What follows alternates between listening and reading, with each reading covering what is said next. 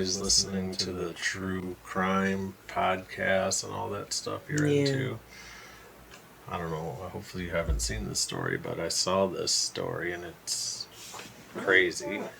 So check it this out. is a reaction, but Well, yeah, I true just story wanna- type thing? Yeah, I just want to see what you think, I suppose. Okay. Real talk, real laughs, and vibes that flow. Michael and Quincy, they host the show. Relationships, music, and late night tea. Always keeping it real with their honesty. Real love social, it's a vibe. Music, love, talk, now you've got to subscribe. Comedy, passion, stories are told.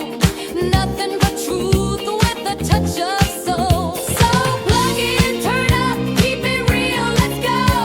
With Michael and Quincy, don't you know? Real Love Social Podcast with Michael and Quincy. Real Love Social Podcast with Michael and Quincy. Real Love Social Podcast with Michael and Quincy. Real Love Social Podcast.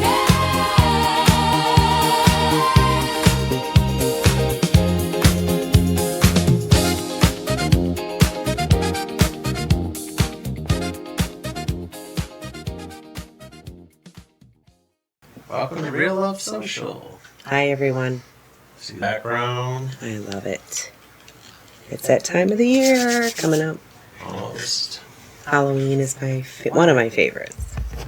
Since you're always listening to the true crime podcasts and all that stuff you're Yeah. into, I don't know, hopefully you haven't seen this story, but I saw this story and it's crazy.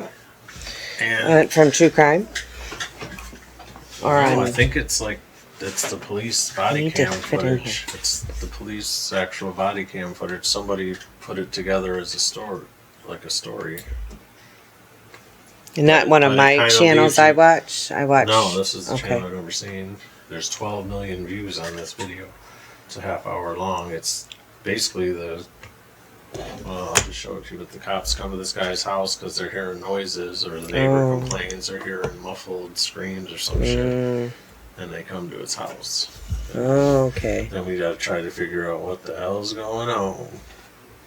So check it this out. is a reaction, but Well, yeah, I true just story wanna- type thing? Yeah, I just want to see what you think, I suppose. Okay.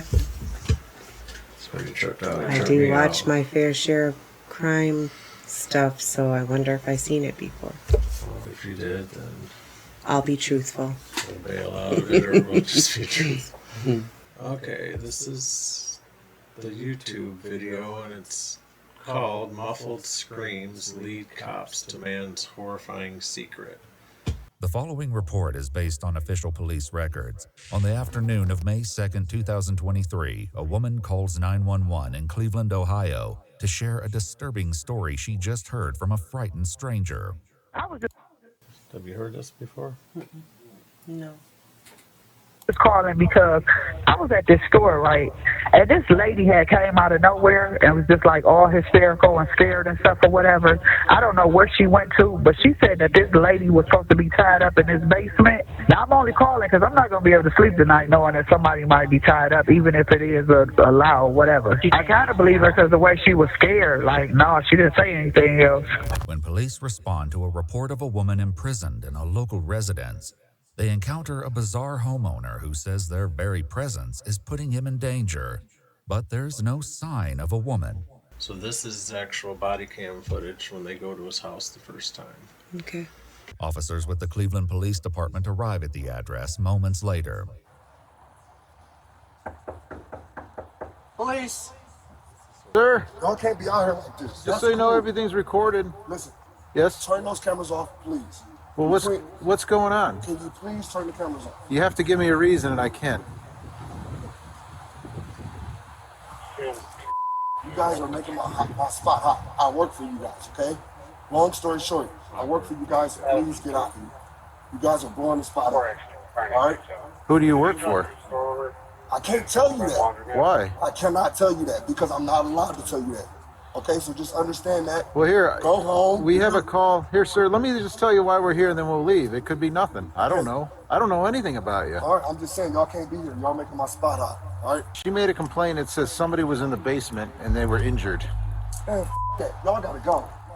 Y'all gotta Well, go. I gotta ask. I mean, because you're making No, me... sir. No, sir. No, sir. Well, you're making me a little suspicious now. There ain't nobody tied up in the basement. Can we look? No, no. But why would a They're crackhead crackheads. say that about They're you? crackheads, but probably because they want more crack, bro. I hear what he said about crack. Yeah, That, like he's a dealer. Maybe they want more crack. well, yeah, he's saying they're crackheads. That's why they're saying that shit, and they want more crack. If they So the- think he's talking to Yeah, I cops, know. his I upper dealers are gonna kill his ass or whatever, or that's Yeah. what he's trying to tell them. I should say. I don't know. What was your call about? Did you have a female here earlier that was a white female in a black coat? Hell no, bro. All right. Well, here's the can't be here. here's the complaint. What's the complaint? She made a complaint. It says somebody was in the basement and they were injured. Man, that. Y'all gotta go. The police stick around. More of them soon arrive. Oh my gosh, there's too many people here. Well, it's no big deal, man. Man, it is a big deal. What? I'm trying to tell you guys up. Well, we were told that Damn. the lady's tied up in the basement. There ain't nobody tied up in the basement. Can we bro. look? No, no, but like, Why not? because I say so. Is someone tied up down there? No, What's your name, buddy? I can't tell you that, bro. What do you mean you can't tell me that? I'm trying to tell you I'm a confidential informant. That's all I have to say. You guys are bugging right now. You guys are No, bugging. that's not all you have to say. That's, Who told you that? I can't say nothing else. Well, if Please. there's someone tied up in the basement, we got a There's problem. nobody in the basement. I just what I So really. why can't I look? Why do you? Because all that stuff that went on in the past with those three girls, man, we got to take this seriously What and three look girls? into it. You remember that shit? He's talking about 3 girls that really did get found in someone's basement in Cleveland. That was in Cleveland, yeah. I Yeah, they remember. were younger girls. Yeah, yeah. I forgot how they ran out, got away somehow. but- Mm-hmm. I'm just curious to what's going on. Gina, I don't know them. all Man, that y'all- stuff. You know what I'm saying? Listen, though? I'm If about we to don't give- take this seriously I'm and about there's to give something you going my, I'm on, about to give you my social security number. oh yeah, Here you go. Stop. Please don't that's do all that. right. Please We're don't. not going in without you. Yeah, you can't do that. Tell him please not to do that. While the man appears to believe that his status as a confidential informant puts him above suspicion, the police don't share that view. Detective Smith, please go. Which Please. Smith? Detective Smith. The one in- Second District. Okay, that's how you know I'm not. Okay, well, I guarantee... His phone number's right here. No, Look. listen, I'm not we'll gonna call play him. with y'all. Listen, we'll Don't call him. Don't. Well, why don't wouldn't I call call him him? here. Don't Listen, call him will here. you stop talking for a I moment? can't, bro. My life is on the line. Who's on the line? All you had to do was talk to us. You're the one who came outside. Y'all don't know what's going on, baby boy. That's all I'm saying. Listen, I got once drug again- dealers and everything that drive past here, and I got 5 cars out here. All right. Y'all about to get me killed out this. Well, why are you acting this way? You understand why I'm acting this way, dude? No. If we have to call Detective Smith and say, hey, do you think this guy would have a girl tied up in his basement? He's gonna say no. Is he? 100%, bro. I just He's left. willing to risk his career for all that? You think I'm? Oh my gosh, you're gonna take a crackhead's word over Detective Smith's word, right? I haven't spoken to Detective Smith. Well, you're gonna talk to him. He's gonna let you know what's going on. I was down there for an hour with him yesterday. Okay. I just left my probation But officer. why in my would dress- somebody 'Cause say they're that? crackheads. But why would a They're crackhead crackheads. say that about They're you? crackheads, but probably because they want more crack, bro. Do you have crack? No, I'm not gonna. Why would I say that? Why would you ask me that on camera? I don't Why know. you do that to me? I know I don't have no crack. It's my job. Well, why would the crackhead be here then? This man is wow. And the most confidential informants don't come screaming out the back door, I'm a confidential informant, do they? Despite the suspicious circumstances, the police sergeant lets the man, Delonte Edmund Geiger, go back inside his home while the other cops contemplate what they've heard. Have you ever, like, actually dealt with a confidential informant? Yeah. And every time they're up to no good and they're confident, that's what they do. That's how they act. That's how they act. So, I don't know what's up. My only fear is there's somebody really in the basement. I actually think he's freaking out like that because he's, Up to no good. yeah. he's gonna let us in. He's real sketchy. He said need another guy, but you're coming to him and tell him you're on probation. It's a training thing. And then these guys will wait by the back door in case we scream for help. Like girls. Ah! If it's a joke, it's one that will become much less funny before this day is through. Hey, you mind if the record goes? No, dude. There's too much going on. No. All right, stand outside. Leave this crack though in case we scream. Nobody about to do nothing to y'all, dude. You guys got guns. No, you can't. No. Seriously, No. just crack it. Just in case we scream for. No, bro. They're not coming in. Oh, You have my word. Unless we start screaming. With that, the police go into the residence, and as the sergeant checks the basement, his backup waits upstairs with Delonte. I got PTSD. All right. I've been stabbed 7 times, shot twice. Well, have we done any of that? No. It's just I'm trying to change my life and work with the police, and like I just don't do that every day. You feel me? Turn that down for a minute. There we go. Actually, turn it off and put it in and you do what you want. That way I can hear everybody. Hey, boys. Me. All right, so what? Someone just pissed off at you or something? I'm trying to tell you, bro. Put the gloves for me. Never come back here again. Okay? Right. You want to lie back? What happened to your hand? Hold on. Listen. I got scratched. Like what? Yeah. I'm about to walk to the store right behind you guys. Okay. Hey, nothing down there. See you about.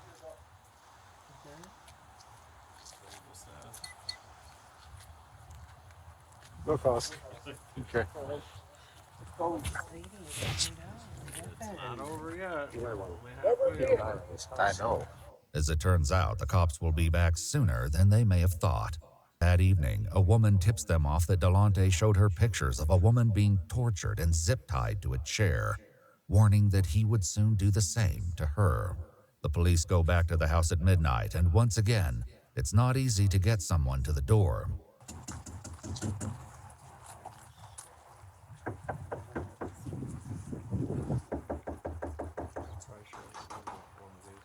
Hey, Sergeant Everton, good place.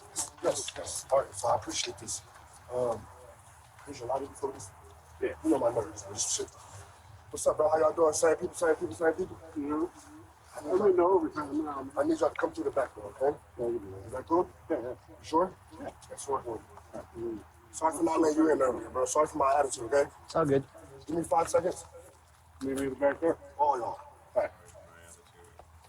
The police head around the house to meet with Delonte, but as one officer stays behind, he hears some loud movements coming from within. Yeah, but why are you back then?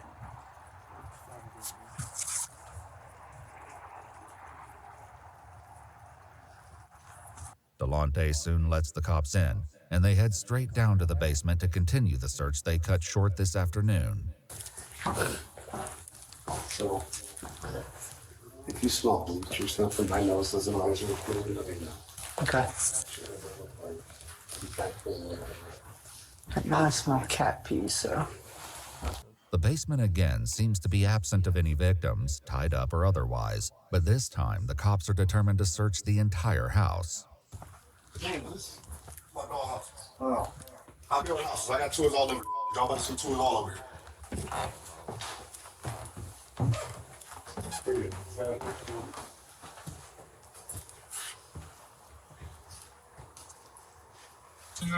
Close.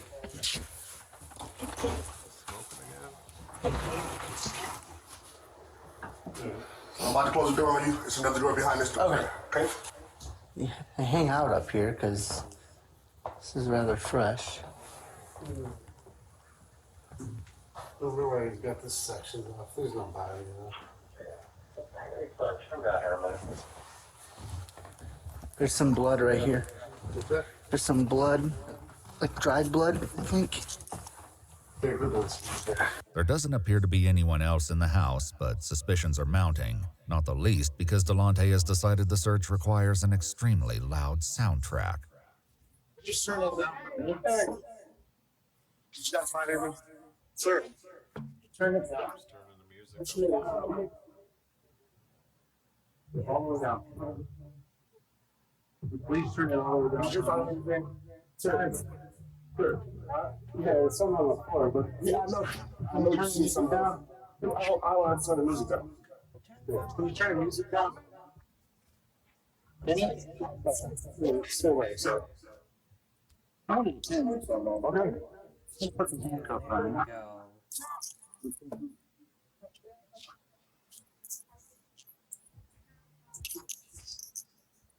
No, turn the music off. With the newfound silence, the police turned to Delonte, determined to finally get to the bottom of this runaround. But even on a day filled with rumors, strange claims, and unsettling tips, none of them are prepared for what comes next. Is anybody on that front porch? No. So what's that noise I keep hearing? That you keep turning the music up on every time I hear something. Is anybody on there? I heard him dragging something out when we went from the front to the back too. Just like, Why are you laughing? What do you think they're gonna find? Something bad.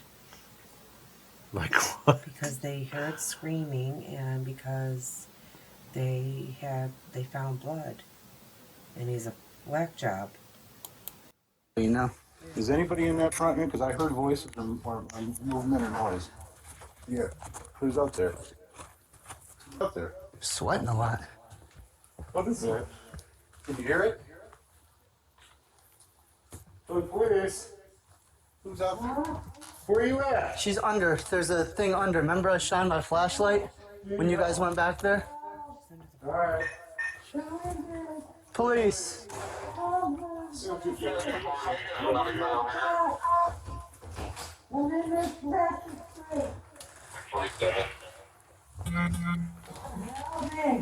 All right. Yeah, I heard him sliding something under there when he went from the front to the back. Where are you at? Where you at, man?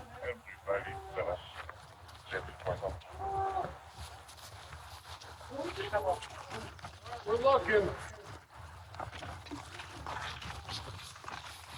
How'd you get through? It looks like us. Yeah. Oh my God. Yeah. Where those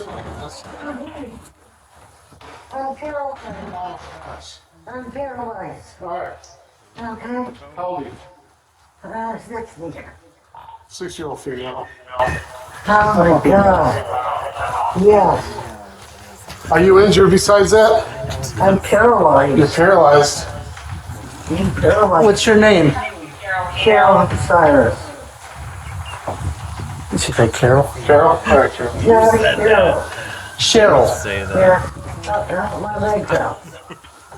How All right, long? we got EMS coming. I don't want to move you because I don't want to hurt you more. Can you breathe? I can now. Okay. I can now. How long? I'm painful. The police escort Delonte out of the house as they try to make sense of the bizarre discovery they've made on his front porch. Cheryl, do you know, is there anyone else here with you? I don't know. Okay. Sure, how long you been there, honey? Lucy, for how long? I don't Find know. the last I hurt. You hurt? All right, we want to get you out of there, but I'm afraid to move you. I'm going to let EMS do all that, okay? Hurt too bad. What did he do to you? He did what? Hey, Scott, you want fire to come, at least get her upright? They can put her on her backboard?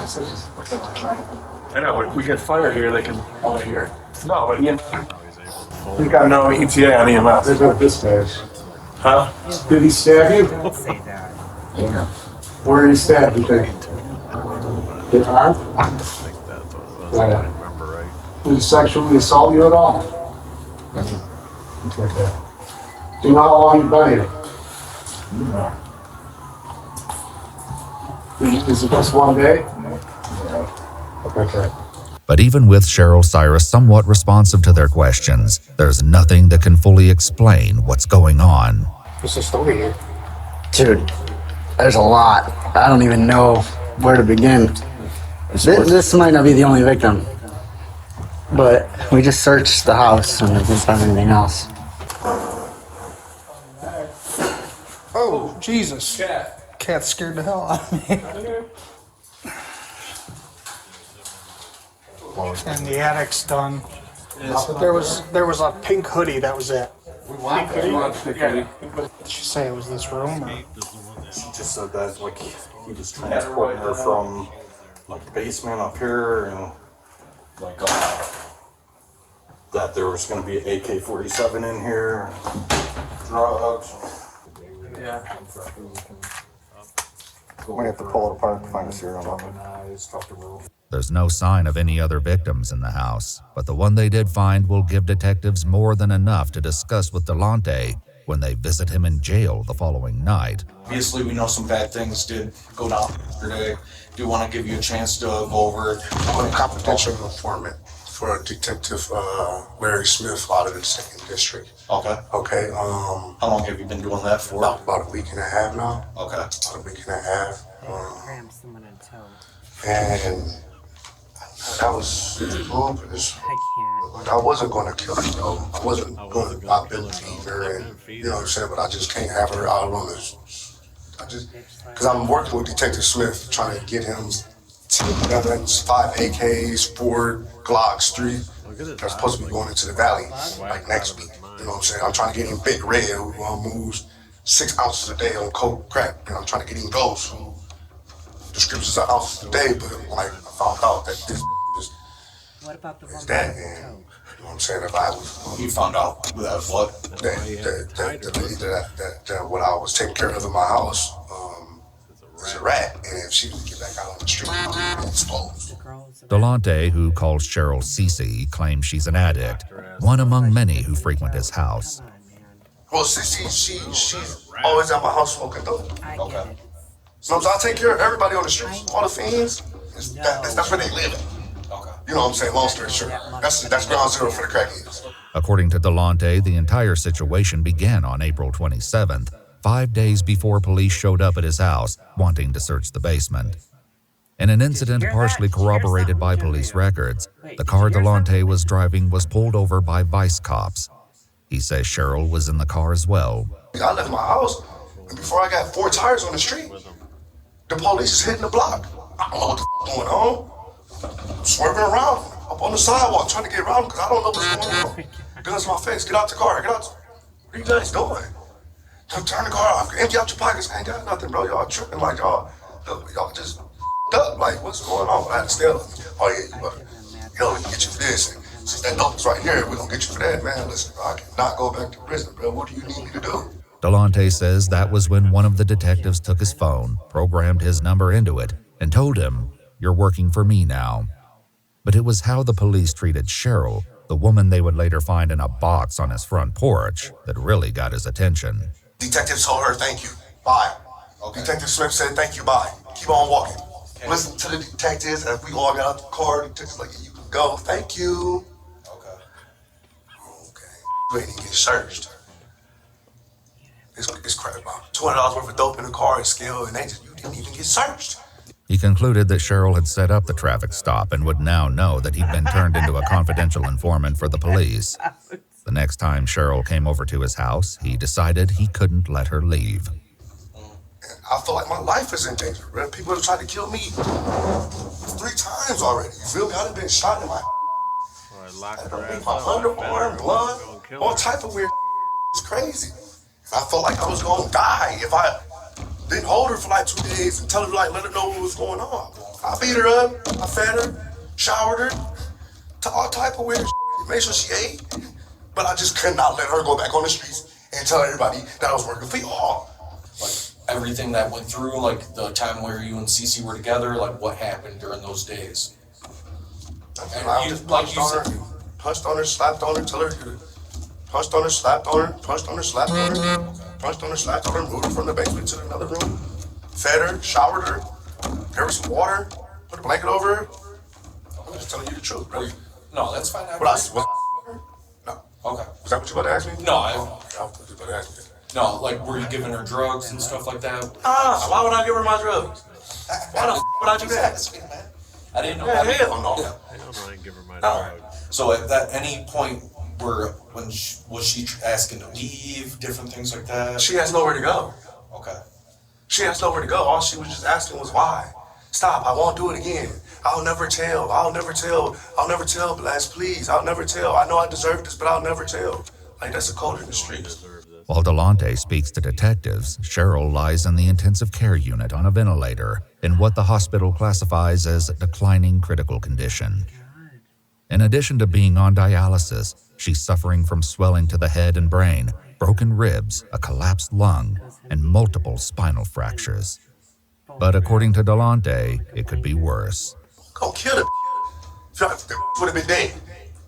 Long story short, if I wanted to kill her, she would have been dead. So facts.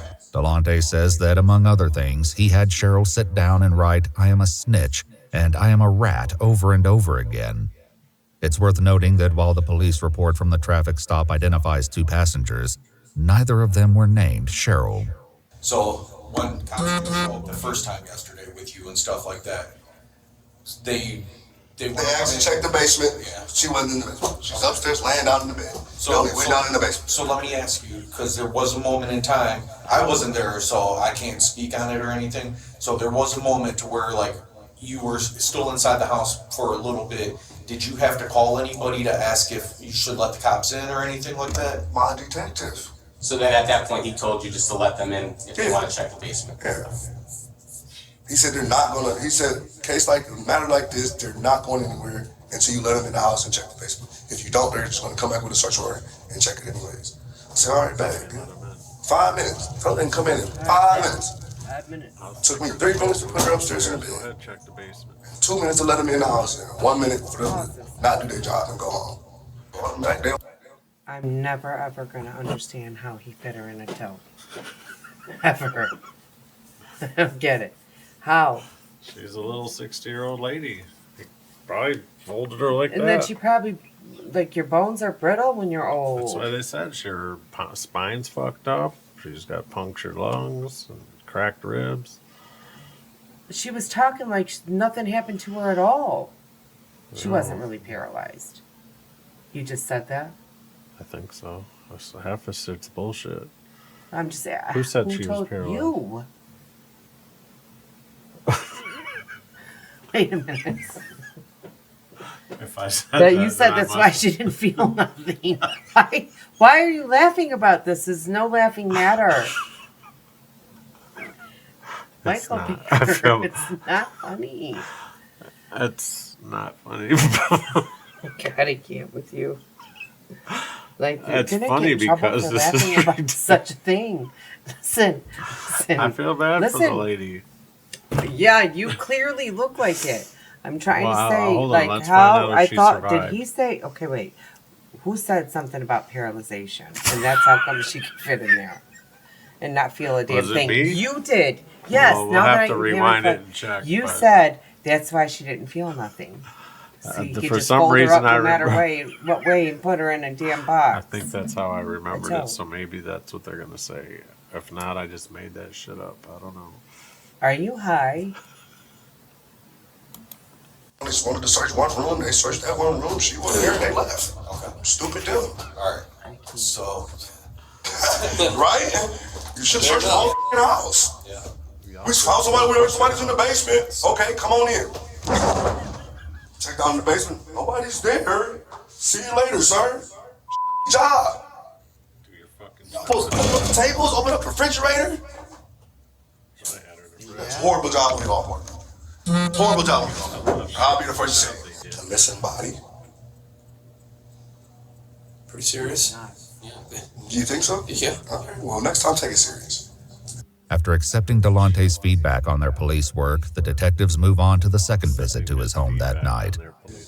Yeah, so the first time the police came, you said you moved her upstairs, right? And then she was upstairs. Obviously, the second time the police came, she was in that tote, right? How did that go down in between there? Well, they really wanted to check upstairs. Right, but I'm saying, how did she get in there? I put her in there. Okay. And put her downstairs and put her on the porch. Okay. Anything else? Why'd you have the music going so loud? Just in case if she made noise, they wouldn't hear. When Cheryl improves to the point that she can speak to detectives, she tells them that Delonte, who was her dealer, turned on her and accused her of being a narc. Over a period of days, he beat her, stabbed her, dragged her across the floor, broke a television over her head, and put her in several different containers. She says he also poured water on her to the point she couldn't breathe and fed her addiction so she could endure the pain. Even still, Delonte appears hopeful that this will mostly blow over. Are y'all gonna try to help me or not? Well, like I said, it'll go from there once you see the judge and like the case starts moving forward. No, but you guys have to talk to the judge though and let her know that I am a confidential informant and that like I am working with the police. Like I understand I'm in trouble, but what I need you guys to do is like, well, I'll put in the paperwork to let them know for. You know what I'm saying? Because I like doing my job. I like my job, and like I don't want guns on the streets. I don't want drugs on the streets, and I can't do that if I'm in here. Then Detective Smith will buy me out. Believe it or not, if I get a bond, he'll come buy me out. You know what I'm saying? So I just need a bond. And DT Smith will come buy me out. I'm going right back to work. But that doesn't happen, and Delonte is soon informed that his bond will be set for $750,000. News that he responds to with a middle finger at his hearing. 11 days after his interrogation, he's still in jail when he speaks to his mom on the phone. You think they lower my bond? If they lower my bond to like 200,000, dude, I got enough collateral to buy myself out. I already talked to the bill advisor. He said, just bring me my collateral, bring me my dump truck, bring him my trailer, my tools, and I told where I had to put one of my businesses in, and I'm out. That's what he said. He said you got to run your bond. We just got to see tomorrow when you go to court. The worst outcome that comes out of this for you is might be 5 years in a asylum. But things turn out a bit differently. At a court hearing 6 months later, Cheryl Cyrus recounted the horrors inflicted upon her and told the judge that she remained 98% paralyzed. And so, being paralyzed, I don't know if she was paralyzed. Yeah, but I think it happened because of what he did to her. She's running the streets trying to tell on him and stuff. She ain't paralyzed. She wouldn't be getting around doing like narking on him or whatever he said she was doing, even if it was true. Sounds to me like he was paranoid and thought she was because the cop said, "Thank you, ma'am." He said, when we got pulled over, they didn't even search her, and they said, "Thank you." So maybe she did rat him out. Well, my whole thing is you had me thinking the reason she fit in that tote was because she was paralyzed. I just remembered something about her being paralyzed. And I think it's because she's paralyzed because he fit her in the tote and almost killed her. Check. Dependent on others for her basic needs. Delonte Edmund Geiger pled guilty to 1 count of felonious assault, 1 count of kidnapping, 1 count of possessing a weapon under disability, and 1 count of tampering with evidence. In November 2023, the judge said, "I've never seen an offense like this in my time on the bench," and sentenced Edmund Geiger to 16 to 20 years in prison with an expected release date of April 2039. He's currently incarcerated at the Trumbull Correctional Institution. That's a terrible story. Michael, I can't with you. Never. Why is it funny? Why are you laughing? I'm laughing more at your reaction, I guess. Yeah. I don't know. All right, look like a bad guy. That was... Thanks for watching. Peace.